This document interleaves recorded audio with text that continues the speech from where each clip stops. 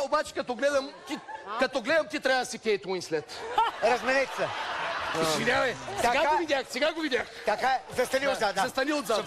Така е къде по-добре. Разбира се. Сега, обаче внимавайте. Але, как са вей косама? Внимавайте. На кораба имал оркестър, който е свирил докато Титаник е потъвал. Свирил е класика, така че и ние трябва да имаме оркестър. Фънки, заповядай веднага. Фънки, заповядай.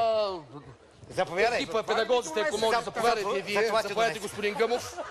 Заповядайте. То не може само уроци да преподаваме, трябва да имаш и възможност. Твоето място се зад хорната е тук. Ама какво нещо е възрастта, бе, брат? Дори ще бръка. Ще помоля и Фънки Мънкис да бъдат пътници, които се давят.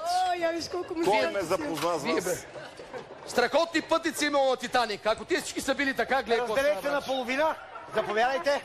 Разделете се на половина. Така, значи вие правите паниката, когато кораба потъва. Точно така. Какво се чудиш? Само се чудиш. През цялото време се чудиш. Той се чуди към мъжете. Като тръгне да потъва, вина там, вина там. Той се мъчи към мъжете да мине към жените. Така, Рачков, сега Истанбулската конвенция ще приеме. Ние какви сме? Ние ще бъдем водата, господин Василев.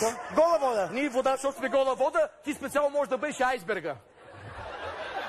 Добре, блъска кораба. Само трябва да внимавам да не се блъсна във Фънки. Да. Що ще стане? Така че, колеги, готови сме, господин Василев. Чакай. Чакай. Това е на Маги Чаршаф от първата брачна нощ. Няма търпение. Чакай бе, как го върна? Така бе. Той Маги, понеже е с Пани другия край. Маги, ти гледал ли си филма, искам те питам? Продължавай нататък. Добре. Повече. Ти си сина кръв. Добре. Софка няма търпение, вика ти гледай ръцете. И така, колеги, готови ли сте? Готови ли сме? Айде, колеги, дай Фънки, начало! Екшън! Музика!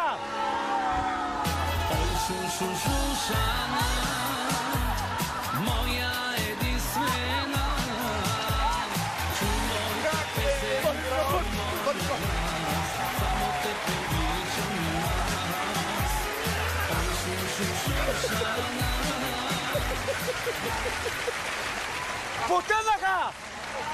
Потънаха! Вижте... Маги! Аплодисменти! Маги!